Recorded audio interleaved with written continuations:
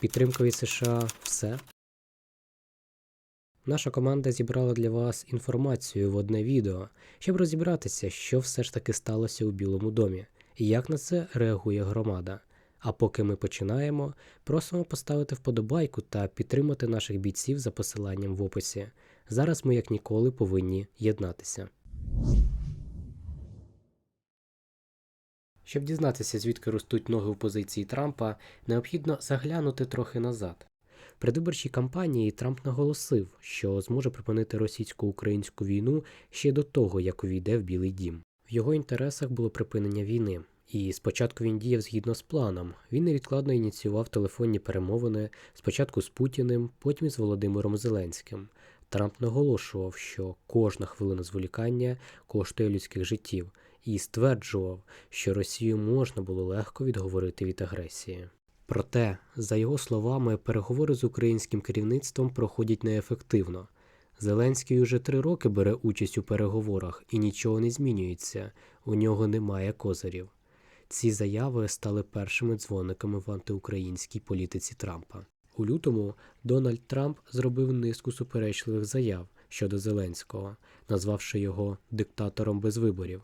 Трамп критикував Зеленського за відмову проводити вибори під час воєнного стану та стверджував, що рейтинг українського лідера нібито впав до 4%. Однак, за даними Київського міжнародного інституту соціології, рівень довіри до Зеленського на той час становив 57%, що президент США, напевно, не знав. Трамп також звинуватив Зеленського у неефективному використанні американської допомоги та заявив, що Україна маніпулює США, змушуючи витрачати значні кошти на війну з Росією. Він стверджував, що половина наданих Україні коштів зникла безслідно. Ці заяви викликали широкий резонанс у міжнародній спільноті. Багато світових лідерів та медіа засудили слова Трампа, наголошуючи на їхній безпідставності та небезпечності.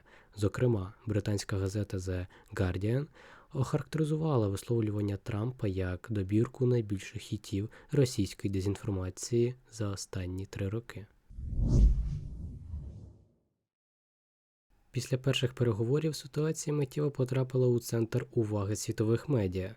The New York Post вийшло з обкладинкою «Оце диктатор», вказуючи на Путіна, а автор Дуглас Мюррей виклав 10 істин про російсько-українську війну. Деякі з цих істин звучали так.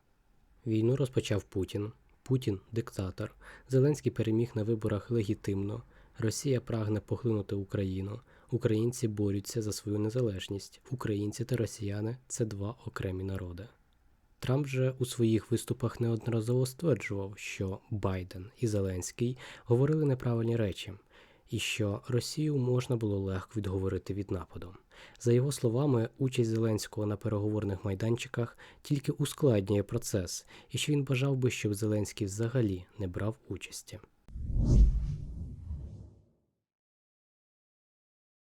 Паралельно з політичними переговорними процесами розгорілася інша важлива битва – економічна домовленість щодо корисних копалин. За попередніми варіантами угоди, США вимагали доступу до українських рідкісноземельних ресурсів. Проте одна з редакцій угоди, за даними CNN, NV і Politico, була набагато жорсткішою. Вона передбачала, що США отримують 100% власності на майбутній інвестиційний фонд, а Україна повинна буде віддати більше, ніж вона сама витратила на оборону. Президент Трамп наполягає, що ця угода має стати підтримкою для України, але для Зеленського це надто обтяжливі умови, адже в угоді не передбачено належних гарантій безпеки. Я не підписую те, що будуть виплачувати 10 поколінь українців. Дональд Трамп же, який завжди вихвалявся своєю здатністю вести перемовини, наразі стояв на межі укладення угоди, яка, за його словами, може повернути США 350 мільярдів доларів.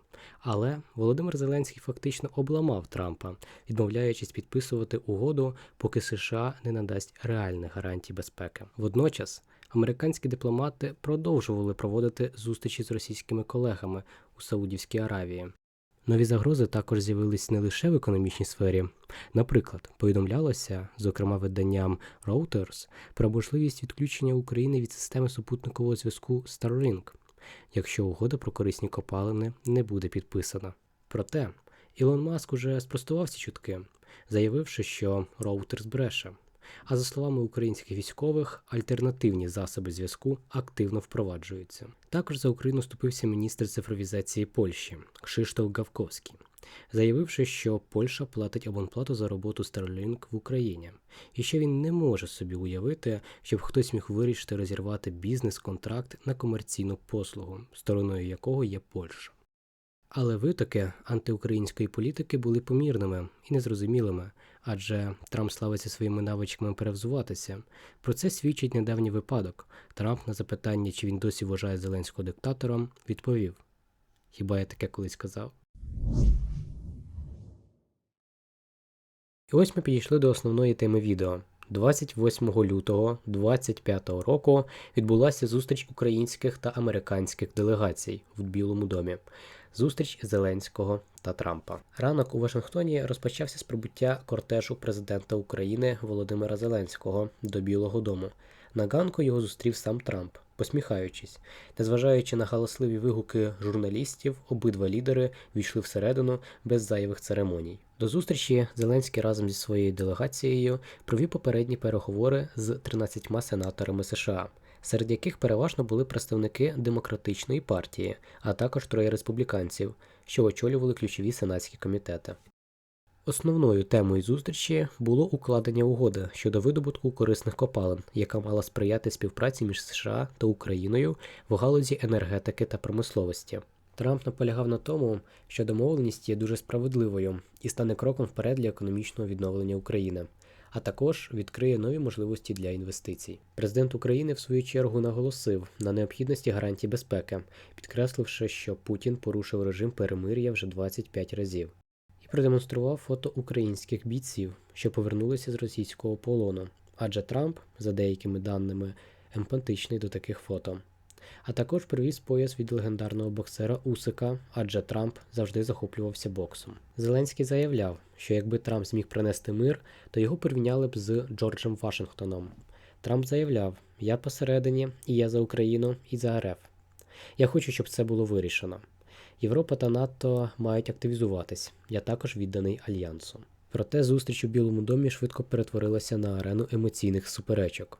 Трамп та віце-президент США Джей Ді Венс неодноразово підкреслювали залежність України від американської підтримки. «Ми дали вам 350 мільярдів доларів, військову техніку, без нас ця війна закінчилась би за 2 тижні». Зеленський відповідав на це, що Путін обіцяв нам 3 дні, зараз я вже чую 2 тижні. Трамп неодноразово заявляв, що у вас немає карт. Зеленський відповідав: «Я не приїхав сюди грати в карти». І закликав до реальних гарантій безпеки, наголошуючи, що переговори мають бути чесними, а компроміс, до якого закликав Трамп, справедливим для захисту українського народу. Трамп звинувачував українського лідера в недякуванні США та в тому, що Зеленський не може вимагати нічого більше, ніж пропонує сам Трамп. В кінці суперечок Трамп описав їх як «відмінне шоу». За даними Reuters, Fox News, BBC та інших агентств, переговори були напруженими, а прес-конференція, яка мала статися після зустрічі, була скасована. Деякі ЗМІ також заявляли про те, що Зеленського вигнали і що він намагався перезавантажити ситуацію, але США його не прийняли. Після зустрічі та покидання Зеленським Білого дому Трамп заявив про те, що Зеленський не готовий до мирних перемовин і може повернутися, бувши готовим. А Зеленський, в свою чергу, подякував Америці за прийом. Пізніше Трамп скасував підписання угоди про корисні копалини, про що повідомило Reuters за посиланням на представника Білого дому. Гендепартамент США оголосив про припинення підтримки України у відновленні енергосистеми, а Пентагон повідомив про зупинку кібердіяльності проти Росії. Представники американського уряду, зокрема генсекретар Марко Рубіо та голова Мінфіна Скотт Бессент, висловлювали подяку Трампу за те, що він відстоює інтереси американського народу. Також на тлі суперечок з'явилися заяви про зміну поведінки в соціальних мережах. Користувачі повідомляють, що в Росії YouTube раптово почав працювати без VPN. Інтернетом ширяться здогадки, що Трамп намагався публічно принизити Зеленського та спровокувати його на різкі слова, щоб знайти привід припинити військову підтримку. Про це свідчить доволі дитяча поведінка Трампа та Ді Венса. На питання журналістки про те, що буде, якщо Путін знову порушить угоду, Трамп почав кривлятися. не даючи жодних відповідей. Венс також неодноразово наголошував, що Зеленський проявив неповагу до американського народу, не одягнувши на зустріч діловий костюм. Зеленський на це відповідав: «Я одягну костюм, коли закінчиться війна». Не дивлячись на спроби Трампа та Венса виставити Зеленського з поганої точки зору перед світом, вони лише принизили себе. Європейські країни одразу почали висловлювати свою підтримку Україні, зокрема Німеччина, Франція, Нідерланди, Польща, Чехія, Іспанія, Швеція, Норвегія, Литва, Грузія, Молдова та ЄС. Також самі американці висловлюють підтримку Зеленському. На Таймс-сквер у Нью-Йорк тривала акція підтримки Зеленського та засудження дій Трампа. На Манхеттені протестували навколо дилерського центру Тесла, скандуючи «Зеленський герой», а на плакатах «Відправте Маска назад у космос», «Ні нацистам в Нью-Йорку» та інші плакати проти Маска і Трампа. 2 березня у Лондоні розпочався екстрений саміт, присвячений війні в Україні та подальшим крокам щодо її підтримки. Участь у ньому брали країни ЄС, Великобританія, Туреччина, а також керівництво НАТО та ЄС. Країни Балтії висловили своє невдоволення тим, що їх не було запрошено. 4 березня стало відомо про те, що Трамп припинив збройну підтримку України. І це не дивлячись на те, буквально за день до цього Трамп сказав, що розмови про припинення поставки поки що не ведуться. Джерело з Білого дому сказало виданню NBC News, цитую: «Президент ясно дав зрозуміти, що він зосереджений на мирі. Нам потрібно, щоб наші партнери також були віддані цій меті. Ми призупинимо і переглянемо нашу допомогу, щоб переконатися, що вона сприяє вирішенню». Інше джерело сказало Fox News, що це не остаточне припинення допомоги. Це пауза. Reuters повідомило, що усе постачання зброї зупинилося близько 3-ї ночі. Зупинилося не лише постачання зброї США, а й те постачання, що вже знаходилось в інших країнах на дорозі до України. Reuters з цього приводу запустили чергову трансляцію з Майдану Незалежності, яка втім була швидко закінчена через те, що не була узгоджена з СБУ та КМВА. The Times повідомило, що припиненням військової допомоги Білий дім змусить Зеленського відмовитися від гарантій безпеки в рамках угоди про корисні копалини. Загальмувала підтримка з Європейського Союзу. За даними Політіко, ЄС призупинили розробку нового пакета військової допомоги Києву на 20 мільярдів євро через русофільну Угорщину. За різними оцінками, без західної зброї Україна зможе протриматися 6 місяців. Ілон Маск закликав Зеленського покинути Україну. Трамп також продовжив союзницькі відносини з Росією. За даними Bloomberg, він попросив Путіна стати посередником між США та Іраном у ядерних переговорах, і Путін погодився.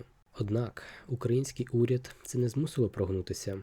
За даними BBC, Зеленський не має наміру вибачатися перед Трампом або висловлювати жаль з приводу того, що сталося в овальному кабінеті. І хоч український уряд підтвердив, що готовий підписати угоду про корисні копалини, але це не означає, що уряд готовий піти на будь-які умови заради Трампа, так як текст угоди досі не публікований у вільних джерелах, є лише здогадки.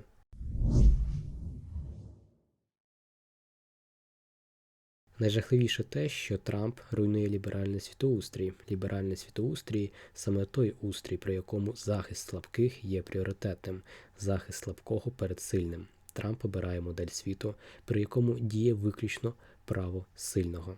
Що може протиставити Данія чи Канада проти США? Найбільш прогресивна та одна з найбільших армій світу зможуть отримати Гренландію чи Канаду доволі швидко і відбутися якимись простими санкціями, зважаючи на слабкий нинішній захист міжнародного права. Трамп будує модель світу, при якій право сильного стає знову мейнстримом. Чому Трамп зазвичай висловлюється лояльно щодо Путіна? Бо Трамп влаштовує право сильного. Росія сильніша, вона почала війну, значить слабша Україна має обов'язково піти на поступки. Так було і в Другу війну, коли абсолютно протилежні до одне одного Німеччина та СРСР разом ділили Польщу. Єдина наддержава світу, найбільший союзник Європи, не може дозволити таку слабкість. Як казав шведський політичний діяч Карл Більд, це, безумовно, інноваційний підхід до переговорів, робити дуже великі поступки ще до їх початку. Навіть Чемберлен не опускався так низько в 1938 році, але Мюнхенська угода все одно закінчилась дуже погано. США зазвичай задає світові тренди в геополітиці, і зараз США задає тренд руйнування ліберального світоустрою, руйнування права захисту слабкого. Саме тому Трамп намагається здати Україну. Україна для нього слабша, що перед ним, що перед Росією, тому Трампу важливо зробити так, щоб слабший поступався сильнішому. На противагу президентів Трумена і Ейзенгауера, що не боялися допомагати українській повстанській армії у боротьбі проти свого колишнього союзника СРСР. Чи стане Трамп в майбутньому повністю вести антиукраїнську політику? Це ми побачимо. Руйнування ліберального світоустрою, яке може призвести до чергової світової війни, це страшно. Але ще страшніше втратити будь-яку незалежність. І в нашому випадку є пряма втрата незалежності і суверенітету України. Ситуація складна. Мир, щоб зберегти життя людей. Тоді можливий повторний наступ Росії. Ми це бачили, коли підписували договір у 2015-му. Війна за незалежність до кінця, але чи можливо перемогти країну, яка в декілька разів більша за населенням? У В'єтнамі це стало можливим виключно завдяки мирному договору та виводу американських військ через важкі втрати. Але Росія, як ми бачимо, не планує відступати і постійно змінює цілі війни. І зараз усі русофільні уряди в вигідній позиції. Вони можуть розповідати, наскільки вони миролюбиві, наскільки США і Росія просять миру на російських умовах, а Україна, така погана, сміє продовжувати війну за власне виживання. Світ же застав надто багато приходів авторитарних урядів, чи таких урядів, що намагаються імітувати автократію, і всі вони яро підтримують мирний договір в Україні. От тільки мирний договір на умовах сильного, на умовах Росії, і лише час покаже, чи такою не стане республіканська партія США. Від нас залежить виключно боротьба далі, боротьба проти найбільшої країни в світі, боротьба за виживання власної держави. Що думаєте ви, друзі? Напишіть свою думку в коментарях. І не забувайте закинути зайву гривню для підтримки Збройних сил України.